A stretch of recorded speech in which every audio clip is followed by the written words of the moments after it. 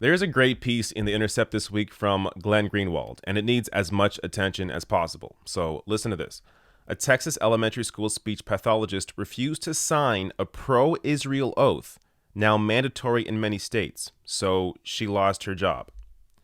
So this story is about Bahia Amawi. She's the speech pathologist in Austin, Texas, that lost her job because she refused to sign a pro-Israel oath, because she herself is Palestinian and she supports the BDS movement, the boycott, divestment, and sanctions movement that aims to put pressure on the right-wing Israeli government to address their human rights abuses against the Palestinians. Now, just to give you, there's extensive reporting on this, but just to give you one headline, this from The Independent: Israeli lethal force in Gaza may be war crime, says Human Rights Watch. Now, the point here is, regardless of if you agree with the BDS movement or not, the idea is that free speech protects your ability to express however you feel without the state imposing any restrictions on your ability to do so. So, more on this woman that lost her job.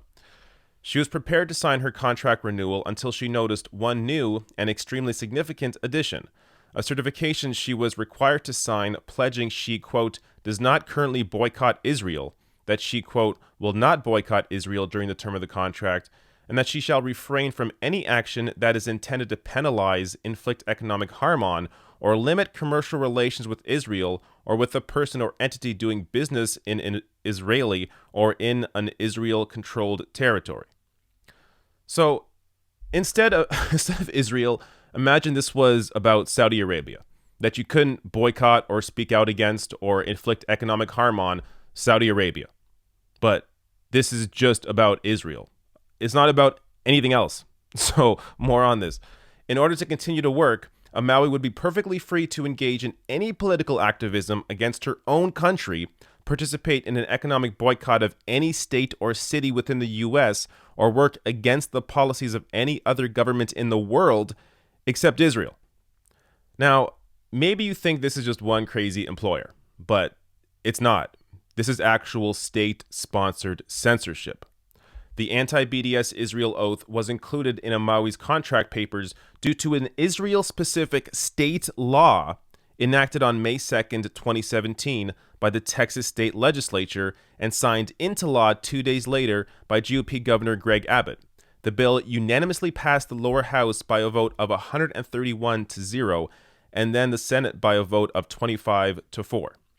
And because it's a clear violation of free speech, a lawsuit on her behalf was filed early Monday morning in a federal court in the Western District of Texas, alleging a violation of her First Amendment right of free speech.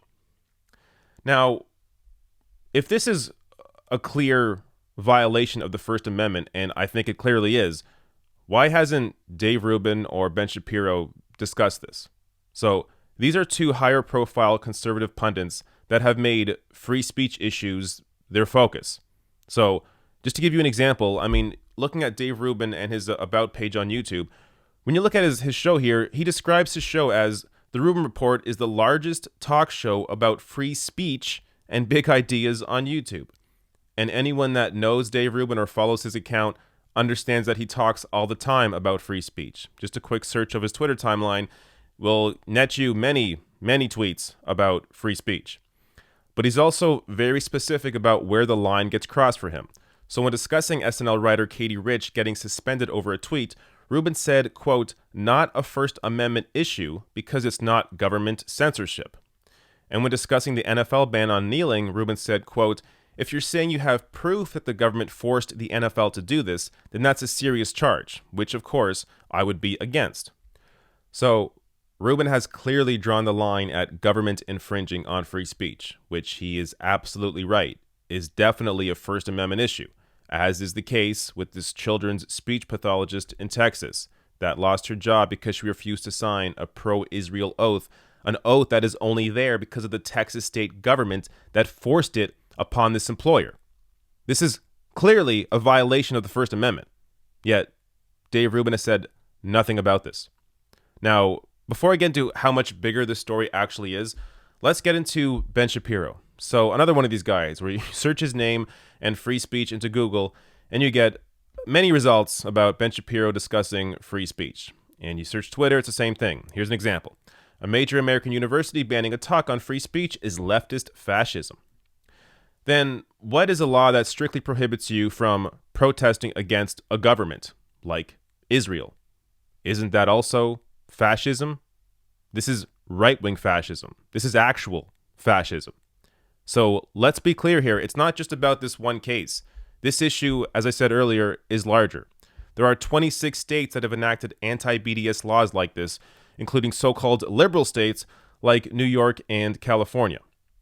But Shapiro and Rubin have said nothing about any of this. Not about this one story, not about any of the 26 states that have enacted this law. They have said nothing about it because they aren't actually principled on the issue of free speech. For them, they are personally against the BDS movement.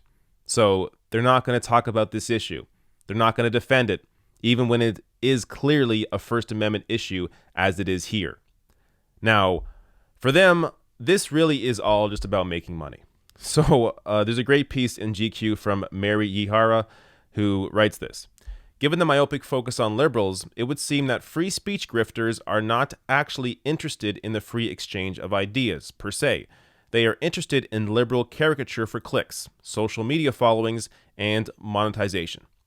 And a perfect example of that is Ben Shapiro's store, where right here he's selling liberal and leftist Tears mugs for only $14.99 to $17.99. This is all a grift. So the whole issue for them for free speech is just a way to try and poke liberals. But when there is an actual issue on the books about free speech and it's a conservative policy, they're silent.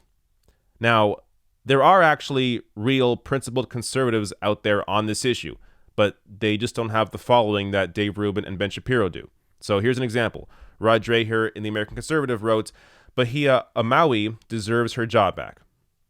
Now, in that piece, he even talks about how Rod Dreher, he is against the BDS movement, but he understands that there should not be a law on the books that prevents somebody from keeping their job because they aren't pro-Israel.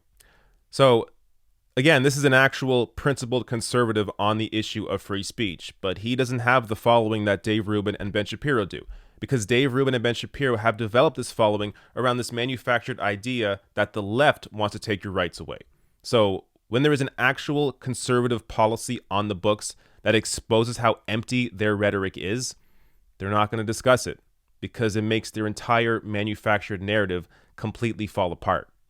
But in the meantime, for them at least, they're making quite a killing on pretending to actually care about free speech issues.